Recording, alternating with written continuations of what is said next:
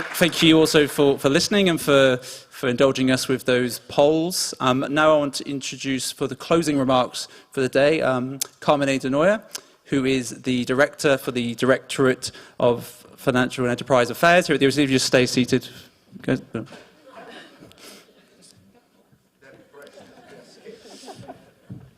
They're worried about being upstaged, Carmine. So thank you, Carmine. And just to say that after Carmine's closing remarks, there will be drinks in the chateau. Everyone is welcome, so please do come join us for some drinks in the chateau. Follow signs to the chateau, and staff will be around to signal you in the right area.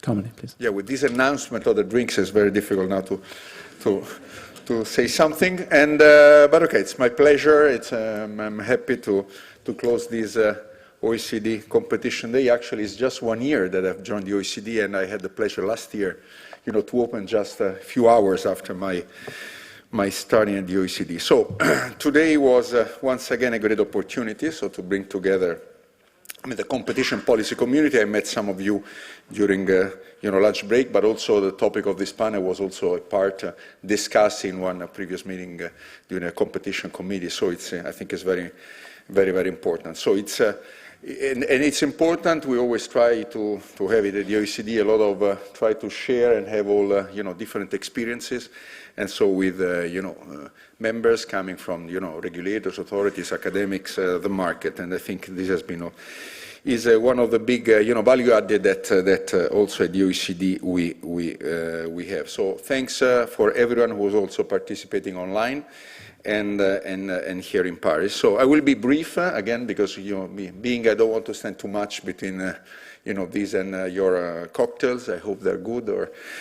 But just maybe a couple of minutes to share also in part what is our further work that we're doing competition in DAF and also in connection with other divisions, but I would say cross also the OECD and all the work on concurrence, on competition policy. It's very important, and is providing also advice to competition policymakers and on I would say cross-cutting topics like even the effect of inflation is and this is important to give also important for what the policy priorities. So one thing is let me start with on transparency and procedural fairness, which is crucial for the credibility and impartiality of competition enforcement. Now we adopted in 2021.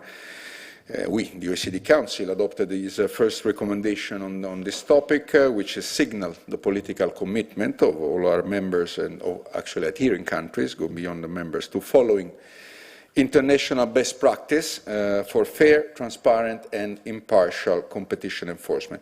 Now, the recommendation is the first OECD instrument to focus on the procedural framework for implementing competition rules, reminding us that having the right policies and regulations is not enough if they're not implemented within a well-structured, fair, and sound procedural scheme. And if you have a framework but there is no implementation enforcement, I was a commissioner in the Securities Commission, and this is similar work. You may have the perfect framework, but then you need also some implementation and enforcement. Then maybe the perfect market are those that having a framework also in sanctioning in place, then you don't have to do it. But okay, the second issue is digitalization. Now tomorrow, actually, we will be holding a workshop on this topic and also on recent developments for competition in digital markets, which really this is an important priority area for us, for competition, for DAF, for the Directorate, but across all the OECD.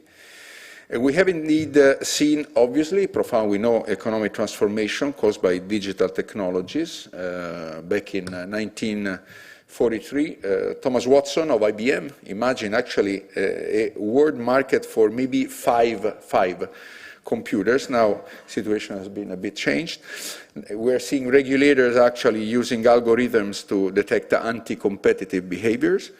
And some countries are even considering, regulations for algorithms and many other issues. So digitalization has dominated competition discussions for several years now, and again across, I would say, many topics.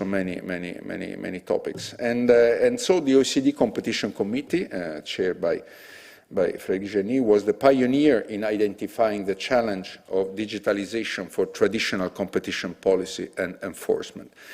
Our handbook on competition policy in the digital age actually summarizes our key messages on issues like abuse of market dominance, algorithms and collusions, the implications of e-commerce, cross-platform parity agreements, hub-and-spoke arrangements, and blockchain. And the handbook also illustrates the OECD value add in bringing together different policy areas to form a broader view of the impacts of digitalization and to create the necessary links with other topics. And again, this is essential for us, like data privacy and digital financial markets. In October last year, we launched also, I think this was a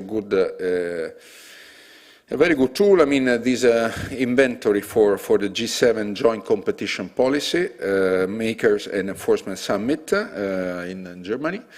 And this inventory gathers proposed or enacted ex-ante regulations addressing digital competition issues in G7 jurisdictions. And it compares the regulation based on status, scope, institutional setting, and content.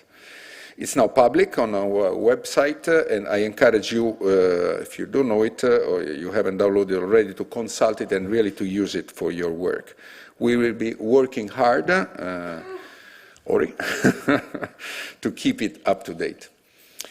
And one final word on an issue which is also related, but this is really cross-cutting the organization. And actually, this is gender equality. And this is really a priority for the OECD, including the competition committee. I have to say that this was not really a gender balance panel, but this is one of the rare cases where it is unbalanced in the other side. So this is really one important challenge of our age. And across actually all OECD countries, women are still in a substantial weaker labor market position than men. Women make up half of the world population, but women's paid work generates only 37% of the global GDP. And furthermore, on average, the gender wage gap measured at median earnings for full-time workers stands at 12%. So I'm proud that the OECD Competition Committee and the Secretariat can contribute to this effort. We are developing actually a new groundbreaking toolkit on gender-inclusive competition policy, which will provide practical guidance on how to consider gender, for example, in market definition, survey design, remedies, cartel investigation, and advocacy. I'm happy to see how the toolkit and our work are inspiring further work on gender and competition by other researchers.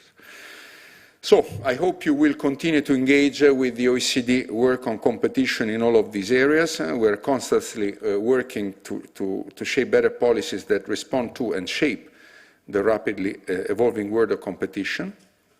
So thanks to all of you, to all the speakers, panelists, chair of the committee, and all the colleagues that did a great job.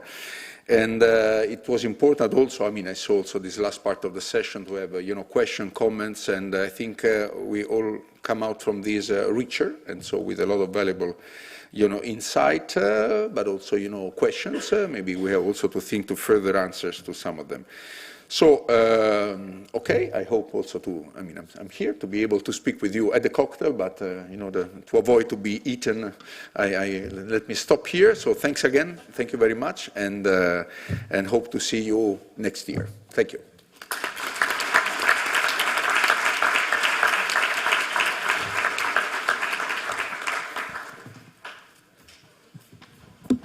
So you have the cocktail in the chateau. You walk that way and follow signs.